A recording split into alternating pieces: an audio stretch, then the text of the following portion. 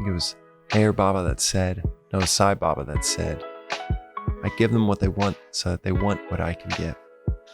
This philosophy gives us on the practical side of things, gives us what we want.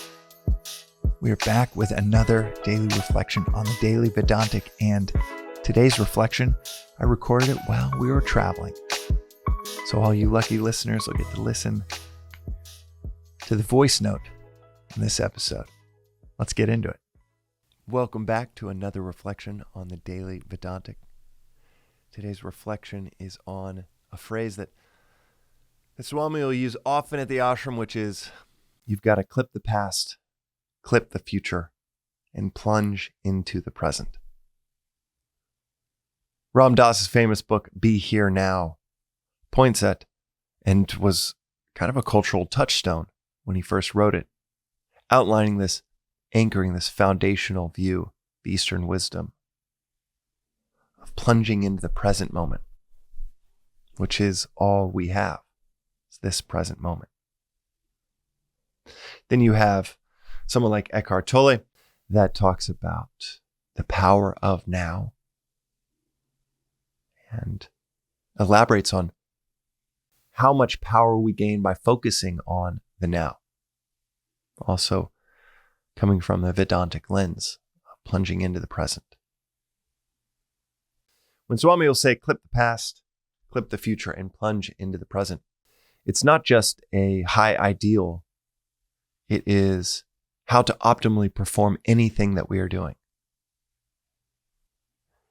And it's not just how to optimally perform anything that we are doing in the midst of doing. Me talking into a camera right now. You listening to this. This plunge into the present isn't just an optimal approach to what we're currently in the midst of. It is also a way to avoid immense exhaustion. The example that's used in Vedanta is the child that is not worried about the future, that is not concerned with the past. They have boundless energy.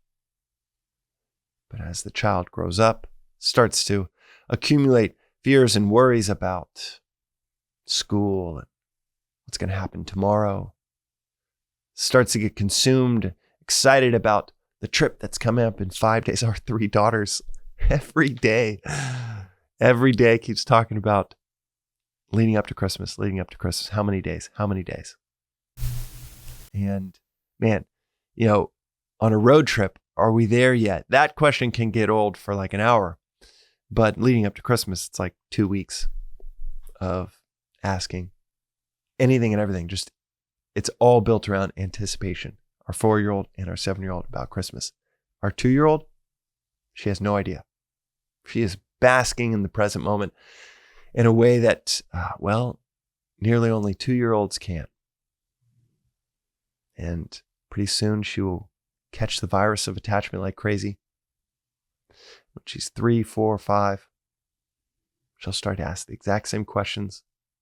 She'll start thinking about a day, 3 weeks, 4 weeks out, and consumed, obsessed with the future. Unable to clip the future and plunge into the present, like all of us. I find this extra articulation, not just about the power of now, but how much power we lose when we're thinking about the past or the future. I find it even more helpful than just trying to optimize the here and now, is illustrating how much we waste, how much we give away by obsessing over the future or the past. I am future oriented. I don't think about the past very much. When it's said within Vedanta B, have sentiments, but don't be sentimental. I'm like, that's so easy.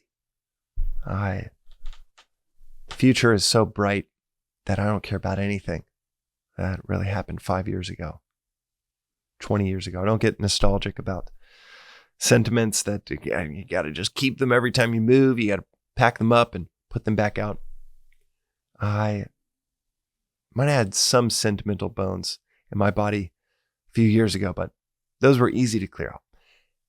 But the future obsession, whether it is further accumulation or as a father of 3 and running a household, thinking about, okay, how do we have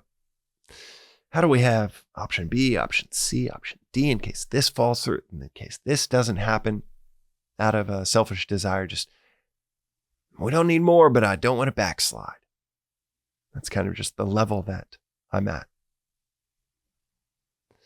Luckily, not driven by needing more, but certainly driven by how do I just make sure we don't backslide?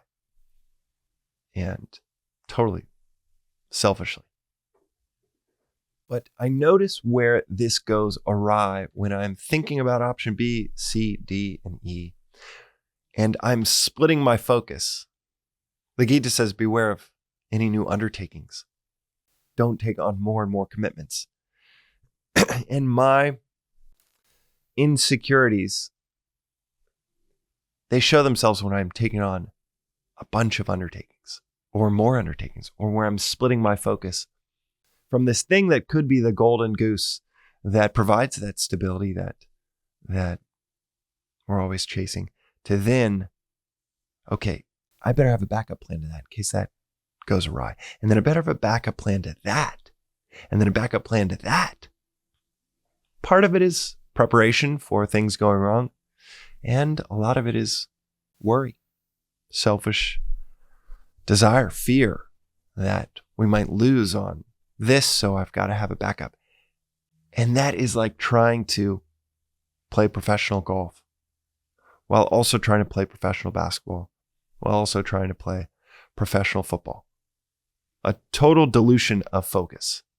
And it goes from preparing for the worst to accidentally contributing to the very thing that all of these efforts are supposed to help me avoid.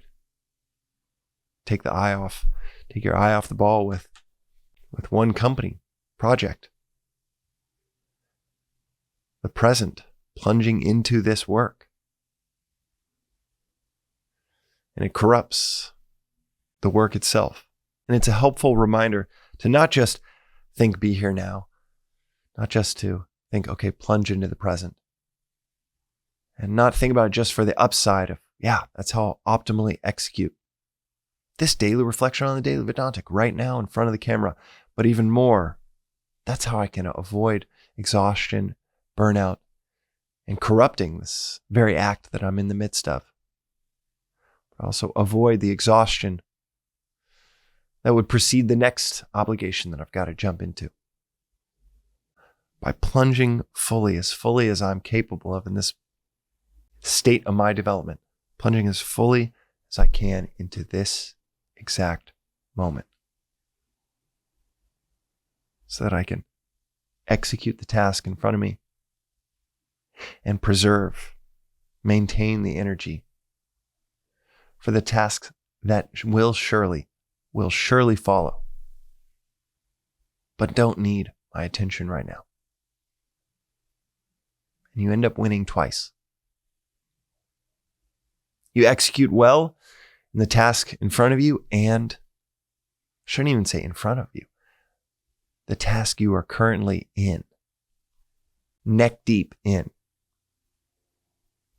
And you end up having the energy, the focus you bring to the next task. And you do it there too. And when we measure productivity in terms of decades, not hours or weeks,